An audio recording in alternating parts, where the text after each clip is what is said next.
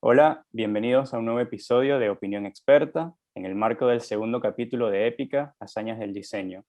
Hoy invitamos a Susana Villavicencio para conversar sobre la Escuela de Arquitectura de Tucumán y su incidencia en el campo académico de la región. Susana es arquitecta, magíster en Historia de la Arquitectura y el Urbanismo Latinoamericano y doctoranda en Arquitectura por la Facultad de Arquitectura y Urbanismo de la Universidad Nacional de Tucumán. Es profesora asociada y codirectora del Instituto de Historia y Patrimonio de la misma universidad, donde además dirige el proyecto de investigación La arquitectura del siglo XX del NOA, Análisis y Valoración Crítica. Susana, gracias por estar aquí hoy. ¿Qué tal? Encantada. ¿Cómo están ustedes? Muy bien. Muy bien, muy bien. Tú has publicado artículos sobre la arquitectura y el urbanismo del movimiento moderno de Tucumán. Entonces, háblanos un poco del contexto. ¿Qué factores intervinieron para que fuera posible la aparición de la arquitectura moderna en Tucumán y en especial de este proyecto para una ciudad universitaria? Bueno, lo primero que hay que decir es que cuando se crea la Escuela de Arquitectura, en el año 39, la crean dependiente de la Facultad de Ingeniería. Y allí intervienen dos arquitectos, uno es Adolfo Cabaña, de Buenos Aires, y el otro es Víctor Hugo Moyano Navarro, de Córdoba, que eran docentes en la Facultad de Ingeniería y les encomiendan el decano y el rector de la universidad investigar y ver cómo se podía crear esta escuela, que como les dije, inicia sus actividades en 1939. Bueno, comparte con la Facultad de Ingeniería desde espacio físico, profesores y materias, como era de esperar. Y aquí hay que remontarse un poco al contexto político. En el año 43 se produce un golpe militar en el que la figura de Perón va a tomar cierta importancia y popularidad, que lo van a llevar a la presidencia en el año 46, como todos sabemos. Son intervenidas las universidades nacionales, en ese momento había 6 universidades en Argentina, y en Tucumán es designado el doctor Horacio Descol. Él va a ser el interventor primero y después es confirmado ya como rector por el gobierno de Perón, y él le va a dar un impulso y nuevos bríos a la universidad. De hecho, por ejemplo, va a aumentar casi un 300% la matrícula, no solo de estudiantes universitarios, sino de las escuelas universitarias y de todas las nuevas funciones que aparecen dentro de la universidad. En esa oportunidad, bueno, un poco antes en realidad vienen a trabajar a la Escuela de Arquitectura, que tenía pocos años, Horacio Camino, Eduardo Sacriste, en el año 44, y en el 45, Jorge Viván. Ellos son de Buenos Aires y vienen con todo un nuevo planteo respecto de la arquitectura del movimiento moderno. ¿Cómo se enseñaba arquitectura en ese momento, cuando ellos llegan? Y era muy al estilo, a la manera de l'École des Beaux-Arts de París. Es decir, que los trabajos que se hacían, por ejemplo, en talleres, en los talleres, eran respecto de palacios, eran diseños de museos, de monumentos, era, bueno, repetir los órdenes clásicos, por ejemplo, y tenía una formación más bien artística. Había varias materias que tenían que ver con la parte artística, con pintura, con composición, diseño de maquetas, bueno. Bueno, Descol, que tiene esta nueva visión, va a crear el Instituto de Arquitectura y Urbanismo en el año 46. Este instituto va a coexistir con la Escuela de Arquitectura, porque se va a enfocar especialmente en lo que es el tema de la investigación. De hecho, su lema va a ser investigar, proyectar y construir. Y a partir de aquí va a surgir la propuesta de construir una ciudad universitaria, porque este plan de escuelas e institutos se complementaba con con la residencia universitaria, y la propuesta surge de hacer una ciudad universitaria en el Cerro San Javier. que está a 1200 metros de altura respecto de la ciudad de Tucumán, y a 25 kilómetros de distancia. Esta nueva visión que tiene respecto de la universidad, él va a invitar una serie de profesionales europeos y estadounidenses para las distintas disciplinas, para los distintos institutos y escuelas y facultades. A arquitectura son invitados unos arquitectos italianos. Vivanco va a participar en el CIAM 7, que se hace en el Reino Unido, y allí toma contacto con arquitectos como Tedeschi, Calcaprina, bueno, Piccinato, Roger, una serie de arquitectos que van a ser invitados a, por un lado, como profesores extraordinarios del instituto, y por otro, para el diseño de la ciudad universitaria. Y bueno, y ahí se va a dar esa discusión, podríamos decir así, esas dos visiones en realidad, respecto del planteo, del proyecto de la ciudad universitaria. Por un lado está el grupo argentino, que es liderado por Sacriste, Vivanco, Camino, pero al que se incorporan también arquitectos que pertenecen o están próximos al grupo austral, como son Hilario Salva, Jorge Borgato, José Lepera, Oneto, bueno, distintos arquitectos que van a colaborar en el tema del diseño. Y este grupo argentino tiene una visión muy corbusierana, o sea, la influencia de Le Corbusier en la escuela y en el Instituto de Arquitectura es clarísima. En cambio, los italianos tienen una visión mucho más orgánica, en la que plantean la consideración del sitio, la consideración de la escala humana y de todo el contexto.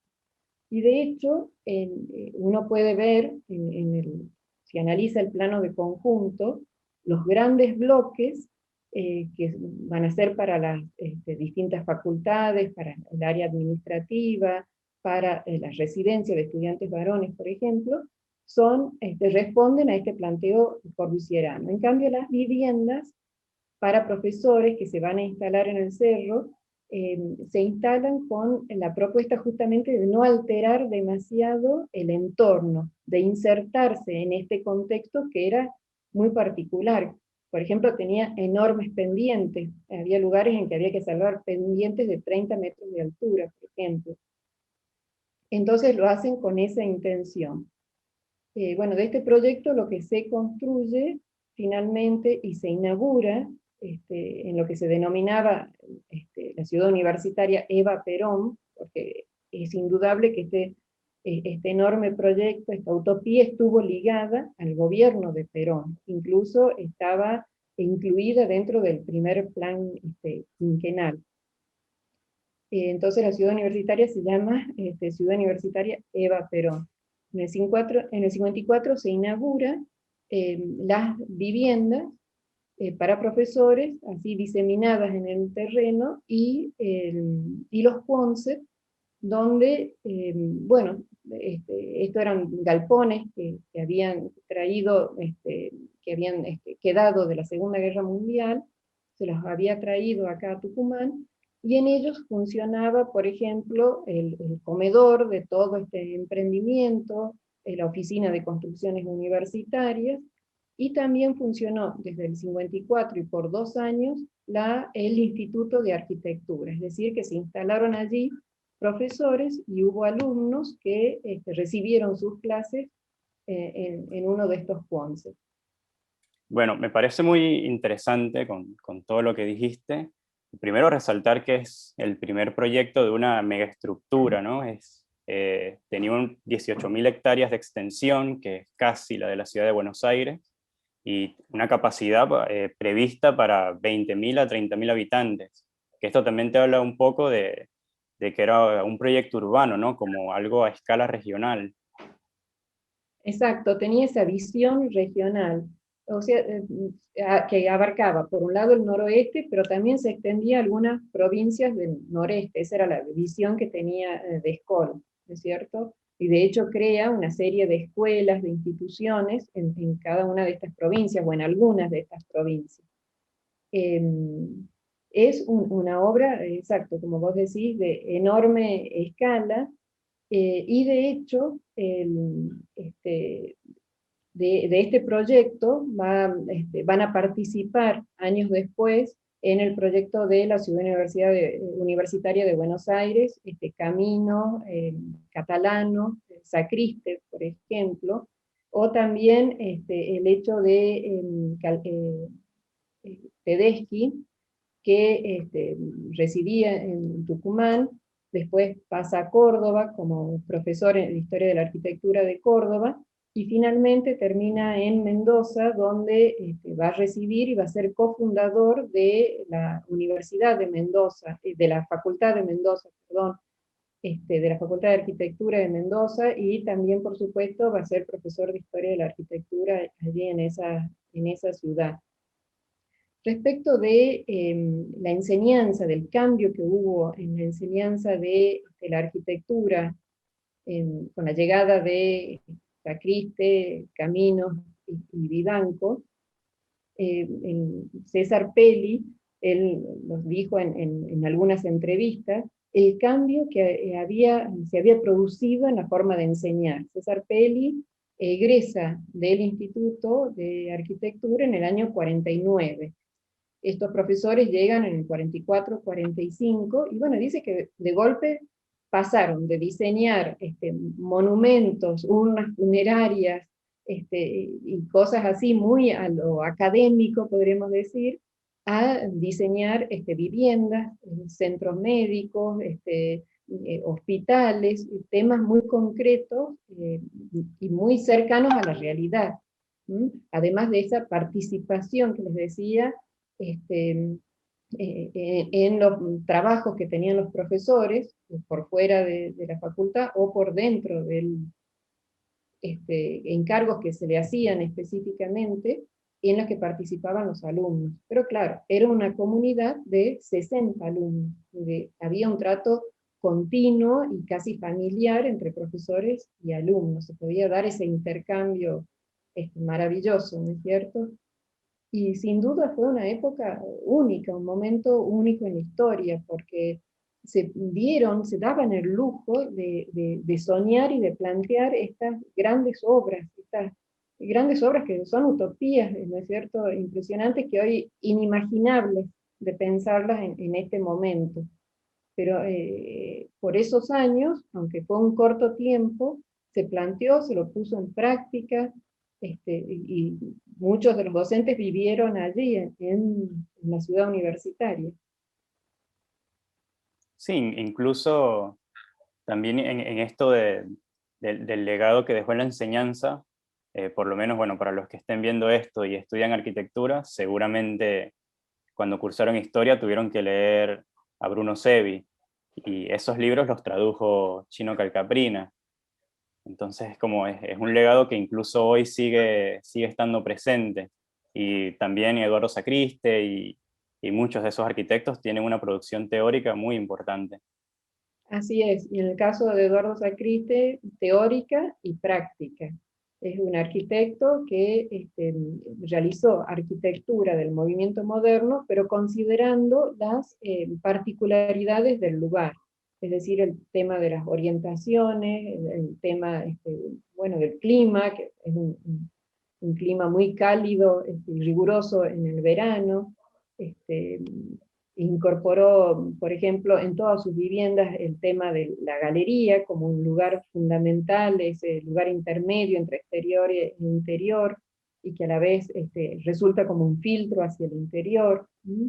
Eh, y tiene una, bueno, enorme cantidad de viviendas y de obras de distintas envergaduras, ¿no? Hay otros arquitectos también que se han destacado a nivel local.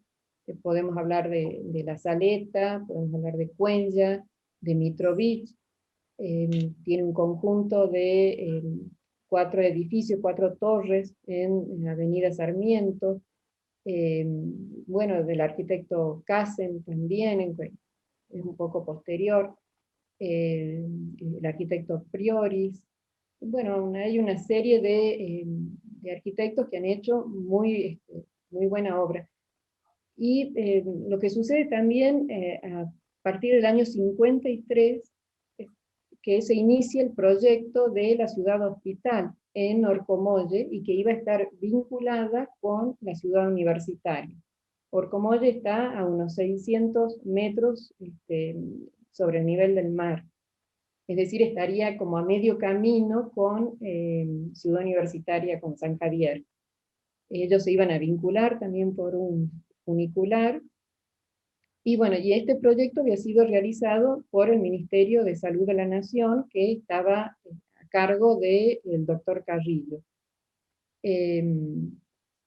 Pero las autoridades deciden en un momento que, bueno, que había que hacer otro proyecto, y se lo encomiendan al arquitecto Eitel Traine, que es un santiagueño que había estudiado en Buenos Aires, y que es contratado por la Facultad de Arquitectura, ya Facultad de Arquitectura, desde el año 52 fue creada como tal, y se lo contrata como profesor también extraordinario, y se le da el encargo de realizar el proyecto de Ciudad Hospital.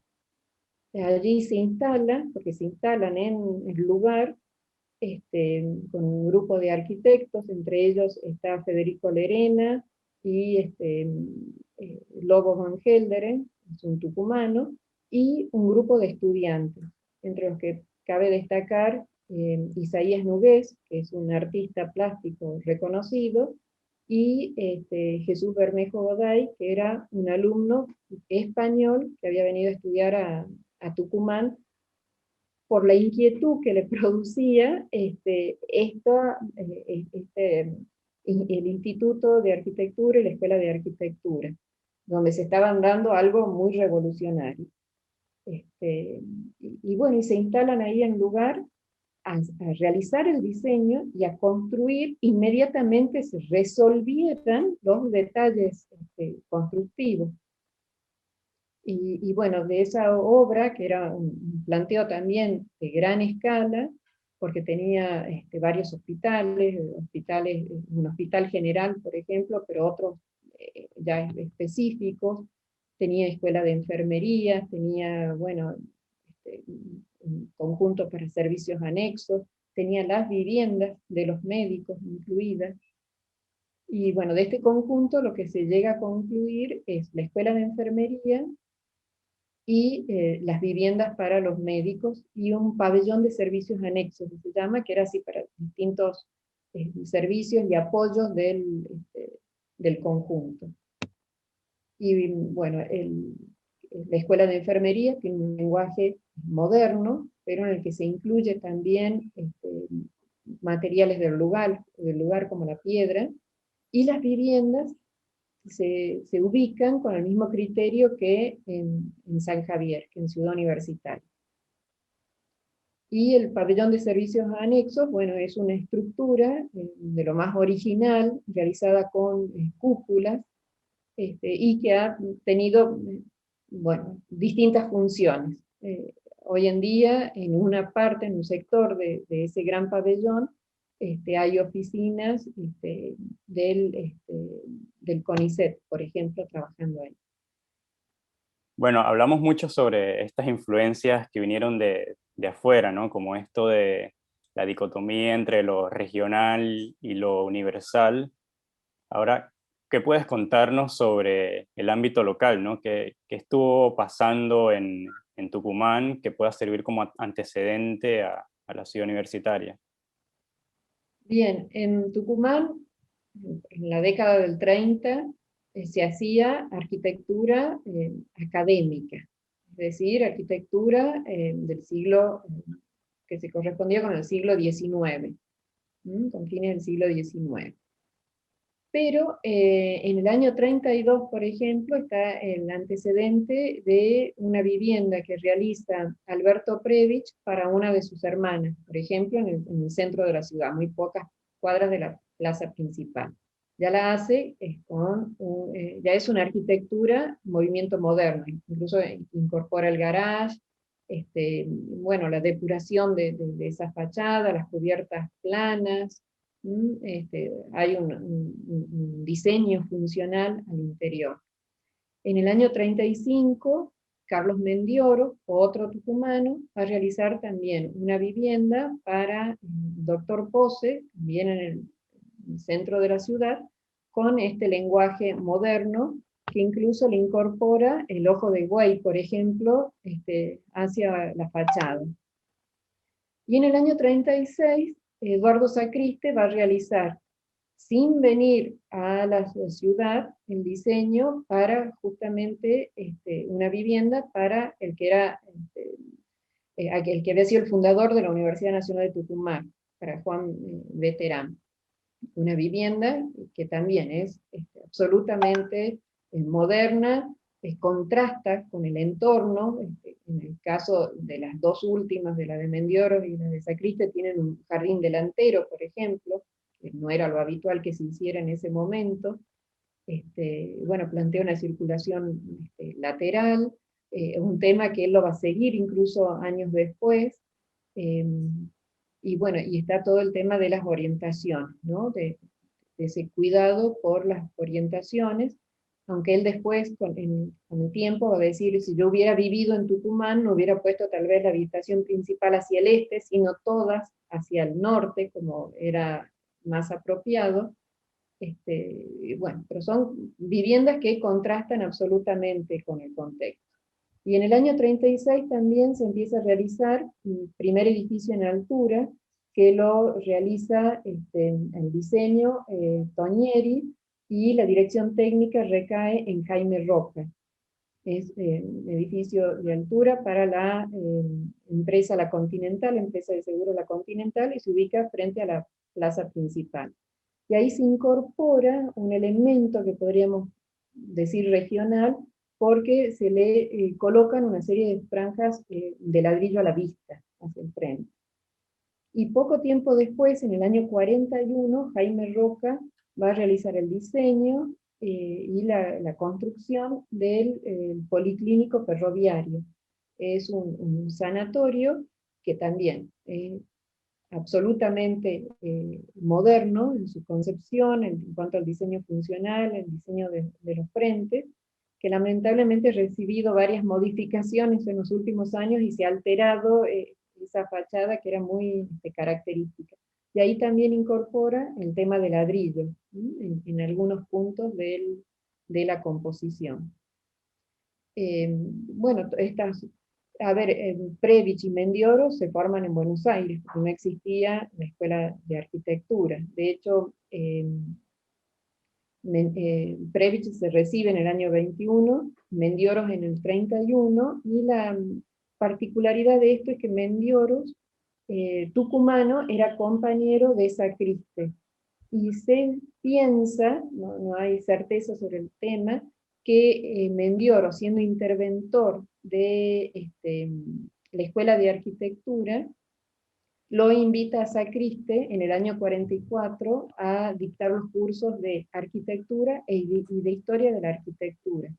Y así es como llega Sacriste a Tucumán, bueno, con Camino, y al año siguiente con Vivanco. Digamos, y se arma este grupo que va a ser el que va a dar impulso a todo el proyecto de la ciudad universitaria y va a plantear ese cambio en la educación que se impartía en la Escuela de Arquitectura, ¿no? Y que después se profundiza, por supuesto, con el Instituto de Arquitectura y bueno, todo lo que sigue después con DESCOR. Bueno, Susana, muchas gracias por tu tiempo y por estar acá y por darnos tu conocimiento.